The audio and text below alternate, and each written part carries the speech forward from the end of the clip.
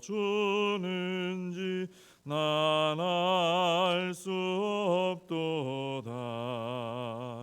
내가 믿고 또 의지함은 내 모든 형편 아시는 주님 늘 보호해 주실 것을 나는 확실히 아네. 왜 내게 굳센 믿음과 또 복음 주셔서 내 마음이 항상 편한지 난 알 수 없도다. 내가 믿고 또 의지함은 내 모든 형편 아시는 주님 늘 보호해 주실 것을 나는 확실히 아네.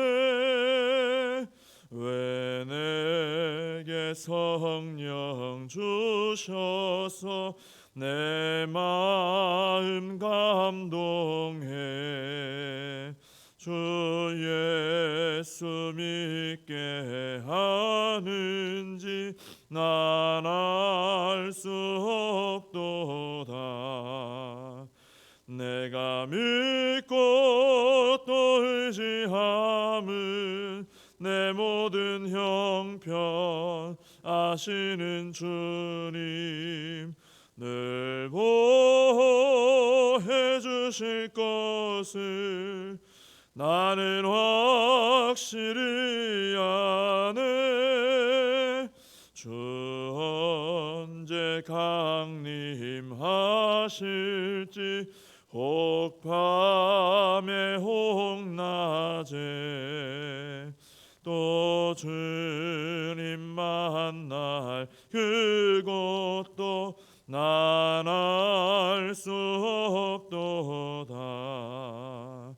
내가 믿고 또 의지함은 내 모든 형편 아시는 주님 늘 보호해 주실 것을 나는 확실히 아네. 사도신경으로 신앙 고백하시겠습니다.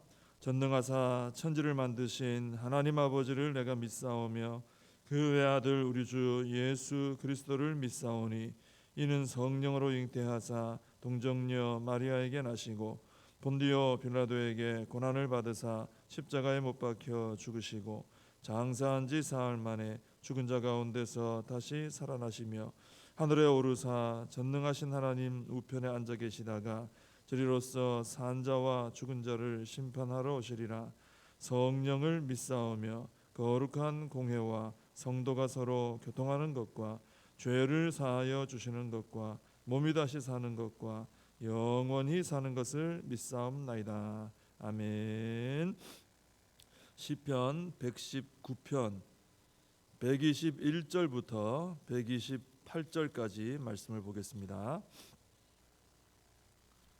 시편 119편 121절에서 128절까지 봉독해 드리겠습니다. 내가 정의와 공의를 행하였사오니 나를 박해하는 자들에게 나를 넘기지 마옵소서. 주의 종을 보증하사 복을 얻게 하시고 교만한 자들이 나를 박해하지 못하게 하소서. 내 눈이 주의 구원과 주의 의로운 말씀을 사모하기에 피곤하니이다. 주의 인자하심대로 주의 종에게 행하사 내게 주의 율례들을 가르치소서. 나는 주의 종이오니 나를 깨닫게 하사 주의 증거들을 알게 하소서. 그들이 주의 법을 폐하였사오니 지금은 여호와께서 일하실 때니이다. 그러므로 내가 주의 계명들을 금 곧 순금보다 더 사랑하나이다. 그러므로 내가 범사의 모든 주의 법도들을 바르게 여기고 모든 거짓 행위를 미워하나이다. 아멘. 오늘 121절을 보시면 시인이 자신은 이제 정의와 공의를 행했다 이렇게 말을 하고 있죠. 우리는 이 시인의 말들을 볼 때 그 시인의 지금 처한 환경을 좀 늘 생각해야 됩니다. 우리가 쭉 봐왔지만은 아주 심한 박해를 받고 있습니다. 오늘 본문에도 이제 박해라는 얘기가 나오죠. 아주 심한 박해를 받고 거의 죽을 지경이다 이런 말씀들이 나왔죠. 그런데 이 시인은 정의와 공의를 행했다. 이 말은 그들이 악으로 나에게 나올 때 내가 악으로 다시 갚지는 않았다는 거죠. 악행을 나한테 했는데 나도 똑같은 악행으로 갚지는 않았다는 것입니다. 오히려 상대방이 대적들이 악을 행할 때 자신은 말씀대로 살아서 정의와 공의를 행함으로 대응했다 이렇게 말하고 있는 것입니다. 마귀가 우리를 굉장히 힘든 어떤 상황 가운데 고난이나 핍박이나 이런 상황 속으로 몰아넣는 이유 중에 하나가 뭐냐면은 우리도 똑같은 악한 방법으로 대응하게 하려고 그렇게 하는 것입니다. 우리가 악을 악으로 갚으면 결국 우리도 악한 자가 되는 것이죠. 이게 이기는 게 아닌 것이죠. 그래서 마귀는 하나님의 존귀한 자녀들인데 이렇게 해서 이제 더러워지길 바라는 거죠. 존귀한 자녀들이 거룩한 자녀들이 세상과 똑같아지기를 마귀 자신하고 똑같아지기를 바라는 또 그것을 보면서 기뻐하는 이런 마음이 마귀에게 있는 겁니다. 그래서 우리는 핍박받을 때 또 우리가 고난 가운데 있을 때 악을 악으로 갚지 않도록 주의해야 된다라는 것입니다.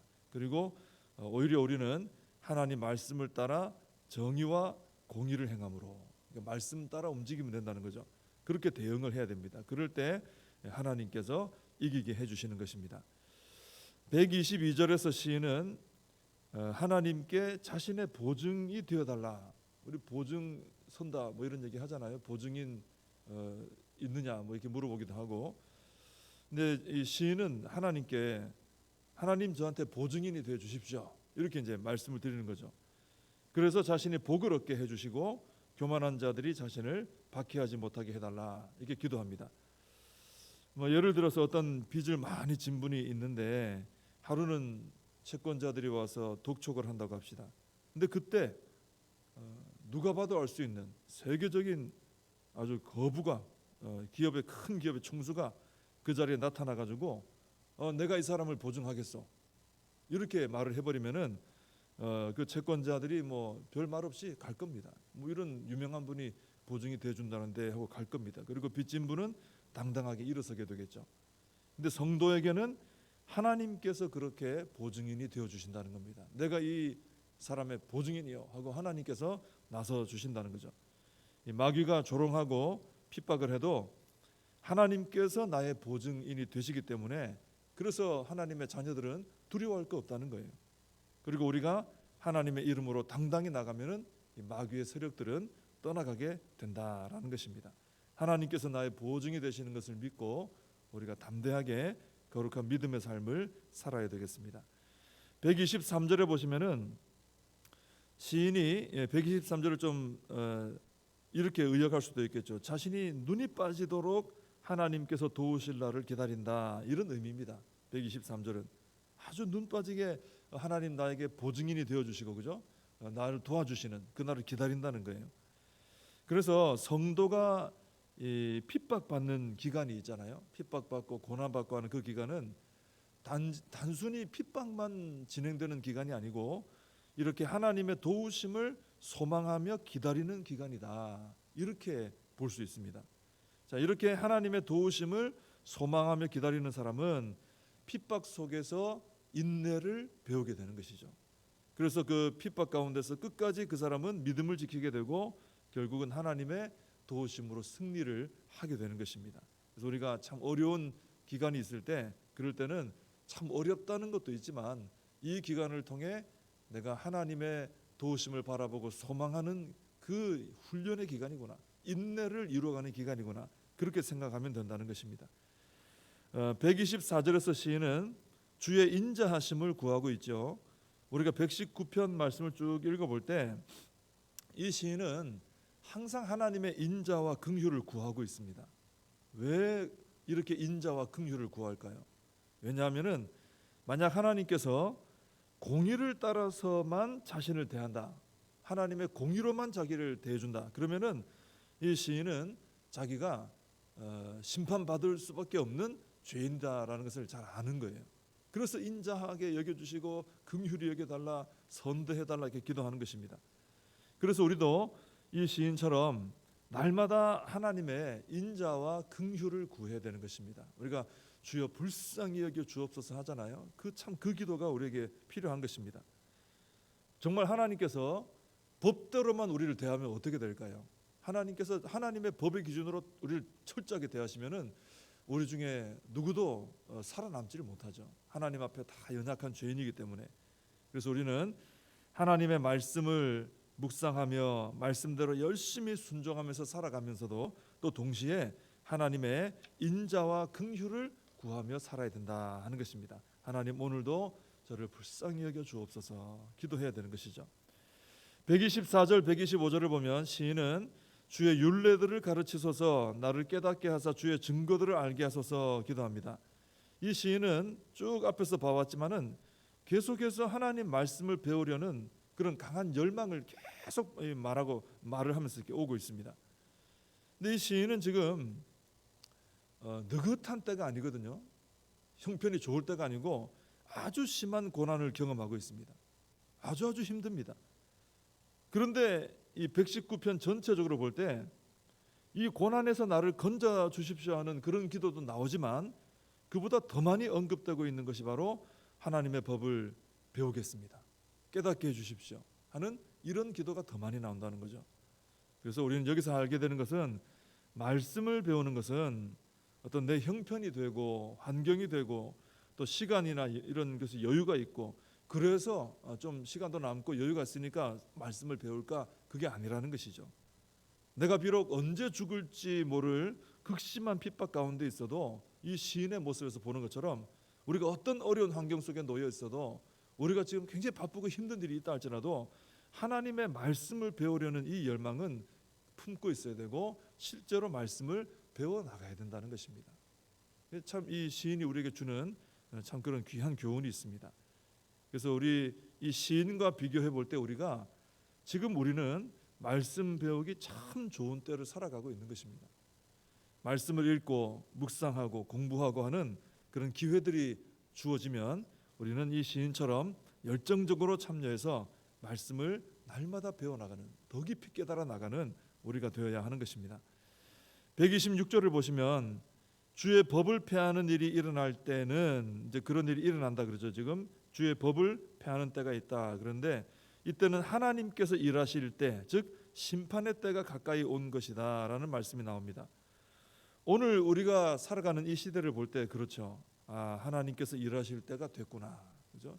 굉장히 불법이 성행하고 진리를 거스르는 일들이 많이 일어나고 있거든요. 하나님께서 일하실 때가 됐구나, 이런 생각이 듭니다. 그러면 이럴 때 성도는 어떻게 되겠느냐? 127절에 나오는 것처럼 이럴 때 성도는 주의 말씀을 순금보다 더 사랑해서 128절에 나오는 말씀처럼 모든 거짓 행위는 미워해서 떠나고 주의 법도들은 바르게 여겨서 철저히 순종해야 된다는 것입니다. 하나님의 법을 폐하는 시대가 되어서 이제 하나님이 손을 대야 될 시대가 됐다. 그러면 성도는 정신을 바짝 차리고 악에서는 떠나고, 그죠? 악에 머물러 있으면 안 되고 떠나고 하나님 말씀을 사랑해서 배워서 철저히 순종해 나가야 된다라는 것입니다. 이 시인이 생각하는 그때보다 지금 우리가 살아가는 시대가 어쩌면 진짜 말씀을 폐하는 것이 더 심한 시대라고 할 수 있습니다. 그래서 우리는 이 말씀을 따라서 하나님이 일하실 때가 된 줄 알고 열심으로 우리는 거룩한 믿음의 삶을 살아야 할 줄로 믿습니다. 기도하겠습니다. 하나님 아버지, 오늘도 이 새벽에 저희들을 깨워주시고 아버지 앞에 나와 예배를 드리며 찬양하며 기도하며 하루를 출발하게 하시니 감사를 드립니다. 이 시인처럼 항상 하나님의 말씀이 우리의 삶의 중심에 있게 하여 주옵시고 하나님 말씀을 따라 살아가는 이 믿음의 삶, 순종의 삶, 소망의 삶을 가장 가치 있게 여기고 날마다 이 시인처럼 하나님 말씀을 따라 순종하며 나아가는 어떤 환경 속에서도 말씀을 1순위로 세워 따라가는 우리의 삶이 되게 하여 주시오며, 이제 하나님의 손을 대시는 때가 되었음을 알고 더 정신을 차리고 악에서 떠나고 말씀을 따라가는 저희들 되게 하여 주시옵소서. 예수님의 이름으로 기도하옵나이다. 아멘. 주님과 주신 기도로 예배를 마칩니다. 하늘에 계신 우리 아버지여, 이름이 거룩히 여김을 받으시오며 나라의 임하옵시며 뜻이 하늘에서 이룬 것 같이 땅에서도 이루어지이다. 오늘날 우리에게 일용할 양식을 주옵시고 우리가 우리에게 죄진 자를 사하여 준 것 같이 우리 죄를 사하여 주옵시고 우리를 시험에 들게 하지 마옵시고 다만 악에서 구하옵소서. 대개 나라와 권세와 영광이 아버지께 영원히 있사옵나이다. 아멘.